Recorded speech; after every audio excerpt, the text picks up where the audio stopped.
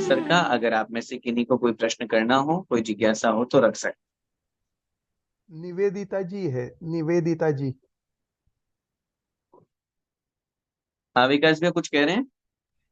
निवेदिता जी Qatar Qatar से, निवेदिता भाभी है कतर से, उनका कोई प्रश्न है। ओके। हाँ भैया जी, जय जिनेन्द्र। मैं सुधीर बोल रहा हूँ। हाँ जय जगन्नाथ। भैया जी, जो अपना जी। क्विज में जो पहला क्वेश्चन था सुधर्म आचार्य जी का, कितने माह, मतलब पंचम काल के कितने माह के कितने समय के बाद उनको मोक्ष मोक्ष मिला।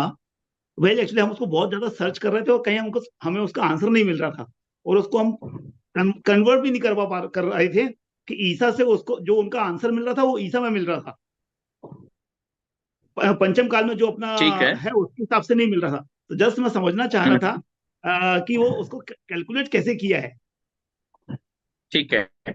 इसका कैलकुलेशन के लिए उत्तर पुराण आपको देखना होगा। उसके माध्यम से उनकी आयु आप लगाइएगा।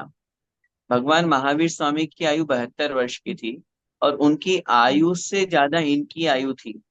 आयु मुझे करेक्ट करेक्ट पूरी याद नहीं है अभी उनकी, कि उनकी कितनी आयु थी। उनकी उस आयु 100 आयु वर्ष से। थी। हाँ जी। उनकी आयु 100 वर्ष थी। 100 वर्ष की थी। तो हाँ अगर जी। 100 वर्ष की उनकी आयु थी, तो उस अपेक्षा से अपन लगाएंगे कि वह चतुर्थ काल में जो पैदा हुए, चतुर्थ काल के कितने वर्ष पूर्व वो जन्म लिए। तो वो उस अपेक्षा से उस कैलकुलेशन को आप लगाएंगे, तो वहां अपने ये कैलकुलेशन निकल करके आ जाएगी। मेरा कहने का तात्पर्य ये है, पंचम काल में अपने को जितनी भी चीजें अपन देखेंगे, ईसा पूर्व आदि सब निकल करके आता है। लेकिन अपन चतुर्थ काल का सहयोग लेकर के, क्योंकि चतुर्थ काल का सहयोग अपन को एक नियम से लेना है। तीन चीजें ऐसी हैं, ध्यान से, जो काल मुख्य तीसरा चौथा पांचवा काल जो बना, उसमें ये तीन चीजें हैं। आचार्यों ने लिखा, आदिनाथ भगवान को कब मोक्ष हुआ? उन्होंने लिखा, चतुर्थ काल प्रारंभ होने के 3 वर्ष 8 माह 15 दिन पहले आदिनाथ भगवान को मोक्ष हुआ। सेम यही प्रोसेस पंचम काल का प्रारंभ हुआ। महावीर स्वामी के मोक्ष जाने के 3 वर्ष 8 माह 15 दिन बाद फिर पंचम काल प्रारंभ हुआ। सेम ऐसे ही एक और सिचुएशन आगे बनेगी। धर्म का सद्भाव कब तक रहेगा? आचार्य ने लिखा, पंचम काल में पंचम काल में 3 वर्ष 8 माह 15 दिन जब समाप्त होने में शेष रह जाएंगे, तब तक धर्म का सद्भाव रहेगा। उसके बाद पंचम काल समाप्त हो जाएगा, छठा काल प्रारंभ हो जाएगा 3 वर्ष 8 माह 15 दिन बाद। तो मेरा कहने का मतलब है, कैलकुलेशन आप उस अपेक्षा से निकालिए जहां उनकी जो आयु दी हुई है, उस आयु को पंचम काल चतुर्थ काल में कितनी आयु निकली, और शेष आयु जो है उसको पंचम काल में अपन को काउंट करके और उस काउंटिंग को लगाना चाहिए। भैया जी, इसमें जो मतलब जब जो हमने मतलब सर्च किया था उसमें ईसा में उनकी मतलब दिखा रहे थे कि ईसा कुछ, मेरे को डाटा याद नहीं है। ईसा में उनका 507 ईसा में उनको, हाँ 507 ईसा में उनको मोक्ष मिला है। ठीक है। तो हम्म। जब पंचम काल शुरू हुआ तो उस समय ईसा का कौन सा वर्ष चल रहा था? नहीं, ईसा की ये वर्ष जो है ये बाद में लगाए गए हैं। हम वर्तमान में ईसा की गणित से पंचम काल की गणित नहीं लगा सकते, क्योंकि ईसा पूर्व जो चल रहा है वो माइनस में चल रहा है। हाँ अपने जी। यहाँ पे सबसे प्राचीन अगर कोई संवत है तो वह संवत है वीर निर्वाण संवत। ईसा संवत कहो, विक्रम संवत कहो, या शक संवत कहो, या वर्तमान में ईसवी सन कहो, ये सब बाद में बने हुए हैं। एग्जाम्पल से आप समझ लीजिए, जैसे भगवान महावीर स्वामी, अपन वीर निर्वाण संवत बोलते हैं 2550। इट मीन्स 2550 वर्ष पूर्व भगवान महावीर स्वामी को मोक्ष हुआ। अब आप बताइए, 2550 वर्ष से 50 वर्ष से पुराना कौन सा सन चलता है? न विक्रम संवत चल रहा है। विक्रम संवत 2000 मेरे ख्याल से 75 या 76 होगा, आई थिंक, मैं श्योर नहीं हूँ। विक्रम संवत 2080 होगा लगभग अंदाज। अपना ईसवी सन जो चल रहा है वो 2024 चल रहा है। शक संवत जो है उस विक्रम संवत से 47 और माइनस होता है, 57 माइनस होता है, 57 कम होता है। तो मेरा कहने का तात्पर्य ये सब बाद में बनाए गए हैं, बाद की गणित है। इस विषय में हम और देख लेंगे कि वो ईसा पूर्व कब कितना लिखा, क्योंकि ईसा पूर्व लिखने का मतलब अपन को 527 लिख रहे हैं, लेकिन वो 527 प्लस में नहीं लगाना और माइनस में लगाया जाता है, उसकी मैथमेटिक्स कुछ और होती है ईस्वी सन लगाने की। लेकिन मेरा कहने का भाव ये है, जैसे हम जब पूर्वाचार्यों के समय की चर्चा शास्त्रों के अनुसार करते हैं, तो वहां विशेष रूप से ईसवी पूर्व, ईसा पूर्व ये शब्दों का प्रयोग किया जाता है। लेकिन ये तो बहुत पहले चल रहा है। इधर प्रमोद जी ने बताया विक्रम संवत 2081 चल रहा है, तो ये भी वीर निर्माण संवत से बहुत नीचे है ये लोग। वीर निर्माण संवत सबसे प्राचीन संवत या ईस्वी सन कहा जाता है, सन कहा जाता है।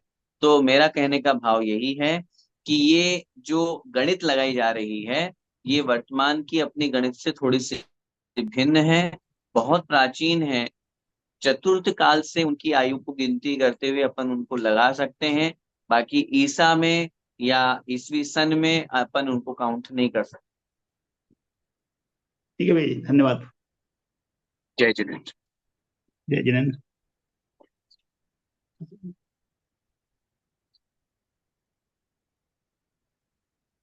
हाँ विकास भैया बोल।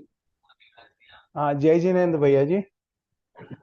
भैया जी, अपना जैसे दूध है, दूध अपन बोलते हैं कि एक ऐसा आहार है जिससे अपन मुनि महाराज, घर, बच्चे सब सब ले सकते हैं। बट अभी जो प्रेजेंट स्थिति चल रही है, जो अपना मतलब अभी इंडिया में अराउंड 21,000 करोड़ रुपीस का डेली प्रोडक्शन क्लेम किया जाता है, और सेल का क्लेम किया जाता है। बट एक्चुअली में सिर्फ 11 से 12,000 करोड़ का प्रोडक्शन है। तो 25,000 में से अगर 11,000 का ही अगर एक्चुअल प्रोडक्शन है, और अपन धर्म में सब में अपन मानते हैं कि दूध अपन को सेवन करना चाहिए, दूध, खीर खीर जो तीर्थंकर को भी मतलब सबसे पहला आहार वही रहा था। तो इस स्थिति में अपना कितना हद तक अभी अपन इसको सॉल्व तो नहीं कर सकते, तो अपन इससे कैसे दूर रह सकते हैं, और अपने बच्चे मतलब घर में कैसे माहौल क्रिएट करें कि जो अभी वेगानिज्म, जो वेगन वाला जो लाइफस्टाइल चल रखा है, जो कि उचित है इस पर्टिकुलर देखिए, सिचुएशन को लेके। हाँ। समझ गया विकास भैया। दो बातें मैं आपके इस प्रश्न पर करूंगा। सबसे पहली बात तो, जो दूध हमारे सामने आ रहा है वह शुद्ध है या अशुद्ध, हमें इसका डिसीजन लेना होगा। ये बात बिल्कुल फैक्ट है जो आपने कहा। आपने जो कहा हो सकता है ये आंकड़ा नया हो, पहले जो मैंने सुना था कि पूरे, हो सकता है वो ऑल वर्ल्ड का आंकड़ा हो, कि होता है लगभग 16,000 करोड़ लीटर दूध और खपत होती है 64,000 करोड़ लीटर की। इट मीन्स 4 गुना की तो खपत हो रही है, यूज करने वाले ज्यादा हैं, और जितना प्रोडक्शन होता है जो मिलता है ओरिजिनल वो है मतलब चौथा ही भाग। अब उस सिचुएशन में हो सकता है जैसा आपने 25 करोड़ और 11-12 करोड़ का जो आंकड़ा दिया, हो सकता है, एक जस्ट एग्जांपल समझ गया। लेकिन बात इतनी सी है कि बाकी जो दूध आ रहा है वो ओरिजिनल नहीं है, वो जस्ट यूरिया है। और नॉट ओनली यूरिया, वो हमारी सेहत के लिए कितना खतरनाक है, कितना हानिकारक है, ये हम और आप सोच सकते हैं, समझ सकते हैं। मैं निवेदन करना चाहूंगा, इस प्रसंग को याद करना चाहूंगा, जब 2022 फरवरी में पूज्य आचार्य भगवंत के सानिध्य में कुंडलपुर का पंच कल्याणक हो रहा था, क्योंकि मैं खुद उसका प्रत्यक्ष गवाह था, और मैं उस समय से जुड़ी हुई घटना को आपके सामने भी रखना चाहूंगा, उससे आप खुद समझ जाएंगे कि क्या स्थिति है। पूज्य आचार्य भगवंत बहुत बार गौशालाओं पे बहुत बार बोलते थे, और बहुत बोलते थे।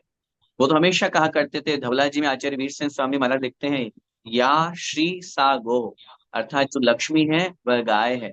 इसलिए हमें गायों की रक्षा करनी चाहिए, गायों की सुरक्षा करनी चाहिए, गौशालाएं खुलवानी चाहिए, गौशालाएं संरक्षण और संवर्धन उनका होना चाहिए। उस समय तब कल्याण के दिवस पर पूज्य आचार्य भगवंत ने जो प्रवचन दिया, हम लोग बैठे हुए थे, मैं भी सौभाग्य से इंद्राणी बन करके हम वहां पर पंच कल्याणक में शामिल हुए थे।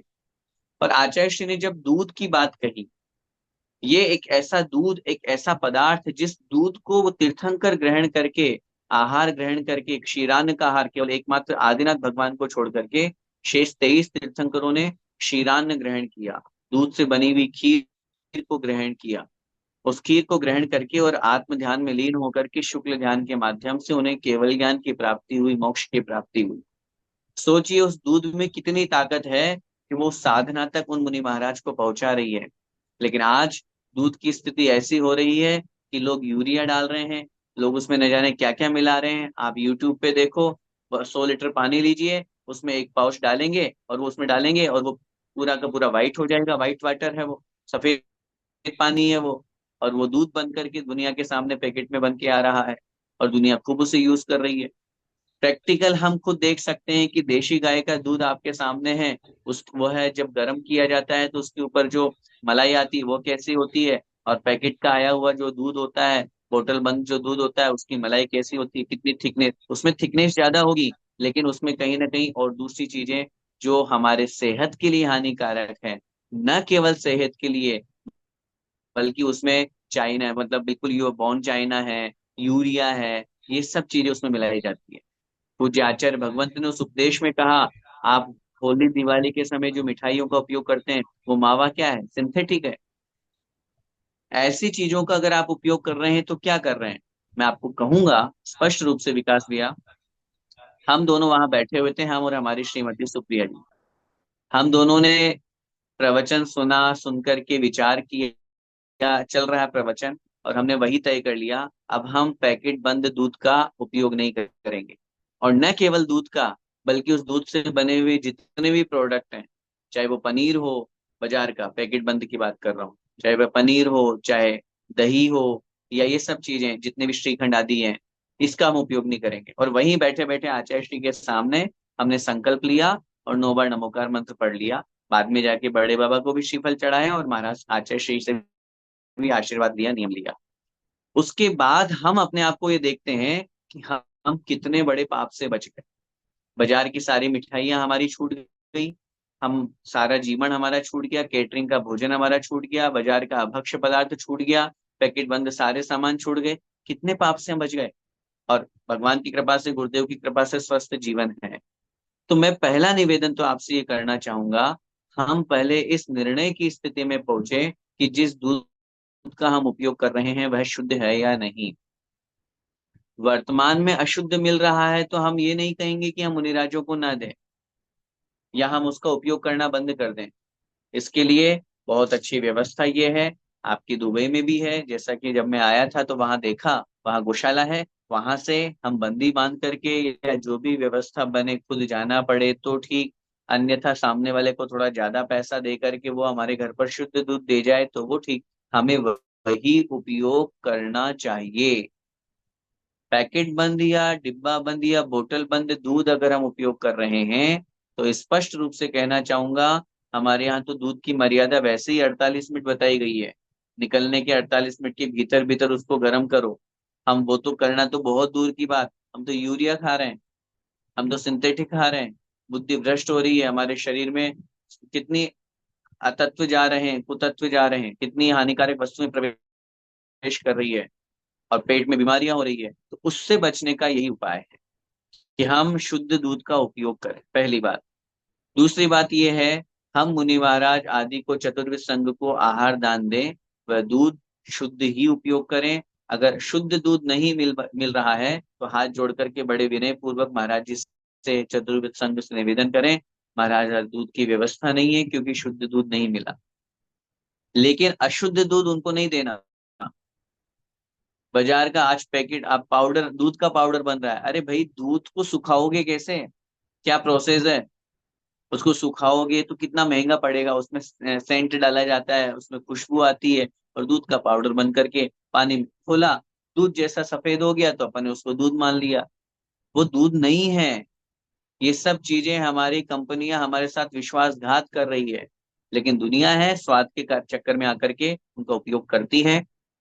इसलिए पहला निवेदन, स्वयं भी हम शुद्ध उपयोग करें और मुनि महाराज या अन्य के लिए भी हम शुद्ध उपयोग कराएं। दूसरी बात, जो आपने वीगन शब्द का यहाँ पर प्रयोग किया और कहा आजकल एक वीगन चल रहा है, लोगों में क्रेज चल रहा है कि भैया जो वीगन होते हैं वो तो दूध भी उपयोग नहीं करते। क्यों नहीं करते, उसके पीछे वो रीजन देते हैं कि नहीं, दूध में दूध निकालते समय उन गाय भैंसों को कष्ट हुआ करता है और हम तो शाकाहारी हैं, हम किसी को कष्ट दे करके या उसमें से दूध आएगा तो कितना कष्ट उसको होगा, उसमें खून भी मिला हो, ऐसी सारी चीजें बात करके और वो बात करते हैं। बहुत पहले मेरे पास में एक मैसेज था, नाम मुझे याद नहीं है, बड़े प्रसिद्ध वो साधु के रूप में थे, अथवा शायद हो सकता है रविशंकराचार्य जी का हो या और किन्हीं का हो, या कोई किसी भी सज्जन का हो सकता है। वो ऐसा कह रहे थे कि अगर हम वीगन हैं, अगर हम वेजिटेरियन हैं, तो हमें दूध भी उपयोग नहीं करना चाहिए। बाद में डिस्कस में उस लगभग 15-20 मिनट की वीडियो में मैं आपको क्लियर करना चाहता हूँ, उस 15-20 मिनट की वीडियो में बाद में वो खुद ही कहते हैं, उसका रीजन वो बताते हैं कि प्रेजेंट में जो दूध आ रहा है वो इंजेक्शन लगा करके निकाला जाता है, कष्ट दे करके निकाला जाता है, मशीनों से निकाला जाता है। फिर किसी ने उनको लॉजिक दिया, क्वेश्चन किया कि अगर हमें शुद्ध मिल रहा है तो बोले हाँ, फिर उपयोग कर सकते हैं। तो वो खुद स्वयं इस बात को स्वीकार कर रहे हैं कि अगर हमें गाय का, भैंस का, या अथवा बकरी का या अन्य और किसी पशु का जो शुद्ध है, वह अगर हमें उसको बिना कष्ट दिए ग्रहण हो रहा है तो उसको यूज करने में कोई आपत्ति नहीं है। First point. सेकंड पॉइंट ये है, किसी भी जीव जानवर को, विशेष रूप से मैं गाय भैंस आदि की बात करूंगा जिनसे हमें दूध प्राप्त होता है, दूध निकालने पर कष्ट नहीं होता, बल्कि दूध नहीं निकालने पर कष्ट होता है। अगर हम ये कहें नहीं हम तो जीव को कष्ट नहीं देंगे, तो मैं आपको उल्टा बोल रहा हूँ।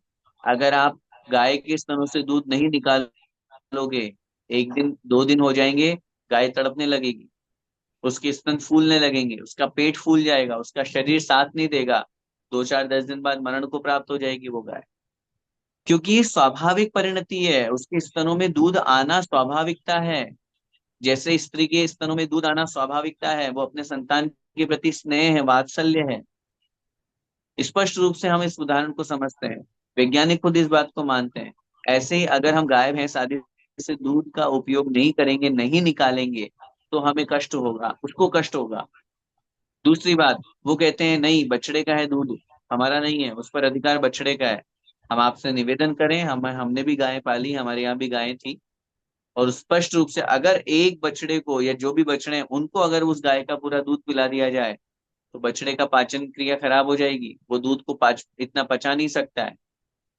इन सब स्थितियों को देख करके हमारे आचार्यों ने अगर कोई बात शास्त्रों में कही है, दूध का उपयोग बताया है, दूध ग्रहण करने का उपदेश दिया है, तो कोई गलत नहीं दिया है, किसी भी दृष्टि से गलत नहीं है।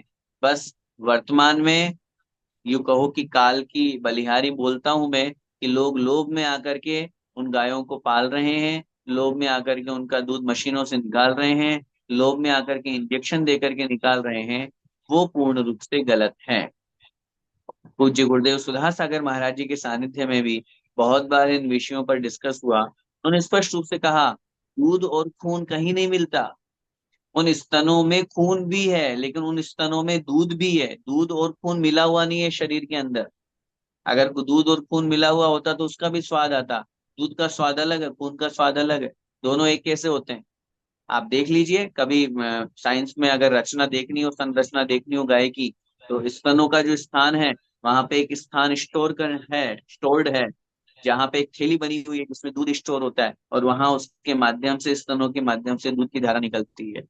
और वहीं पर आप थोड़ा सा चीरा लगाएंगे तो आपको दूध नहीं मिलेगा, वहां खून मिलेगा, क्योंकि खून है वहां। तो कहने का मेरा भाव ये है, वीगन वीगन का जो राग गा रहे हैं, वो लोग अगर दूध को भी बहिष्कार करते हैं तो उनका बहिष्कार करना पूर्ण रूप से गलत है। क्योंकि हमारे यहाँ पर किसी भी जानवर को कष्ट देकर के दूध नहीं निकाला जाता, बल्कि उसके कष्ट को दूर करने के लिए दूध निकाला जाता है। वर्तमान में कुछ समस्याएं या इस तरह की दृश्य सामने आते हैं, लेकिन इस तरह के दृश्य से हम ये तो नहीं कह सकते कि वेजिटेरियन या वीगन तो वही है जो दूध भी उपयोग नहीं करता। मेरा वही निवेदन जो पहला था, हम बहुत अच्छी तरह से शुद्ध दूध की व्यवस्था करें।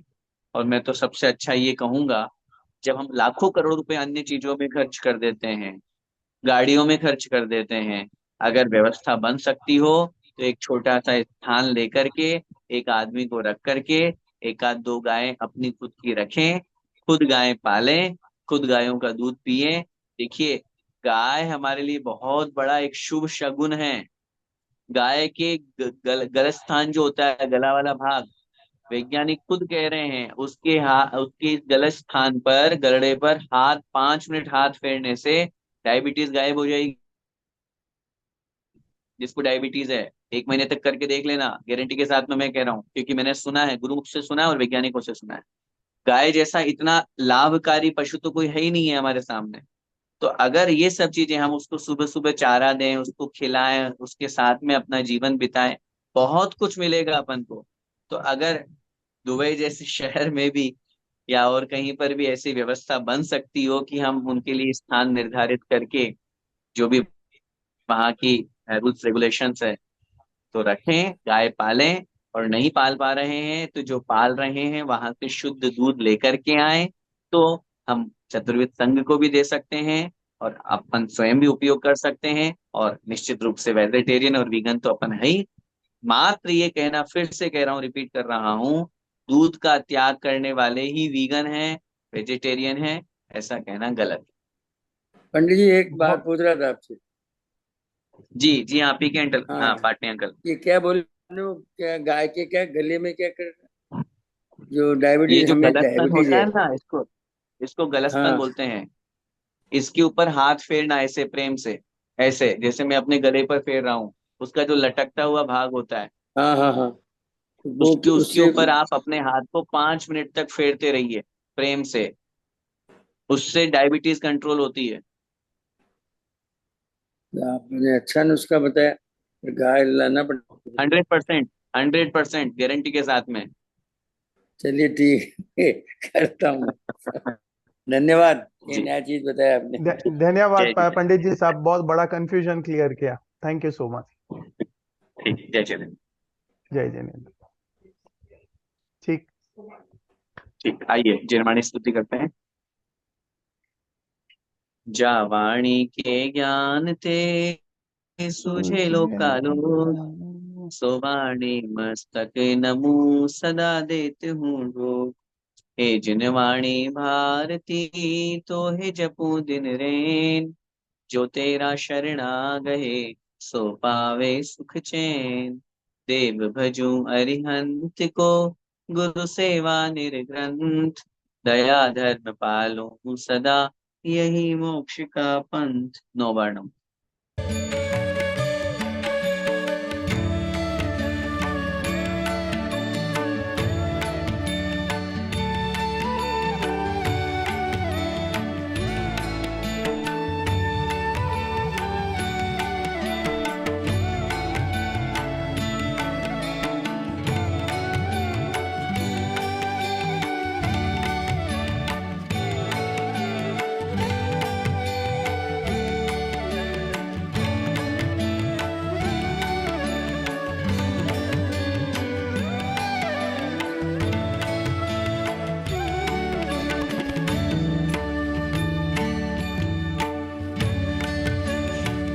द्वादशांग में जिनवाणी माता की जय। जय जय। संत शिरोमणि आचार्य भगवंत 108 श्री विद्यासागर जी महामुनिराज की जय। जय। अभिनवाचार्य श्री समय सागर जी महाराज की जय। परम पूज्य गुरुदेव निर्यापक श्रमण मुनि कुंभ श्री सुधा सागर जी महाराज की जय। जय। अढ़ाई द्वीपस्थ समस्त महामुनिराजों की जय। सभी को जय जिनेन्द्र। जय जिनेन्द्र। जय जिनेन्द्र। जय जिनेन्द्र।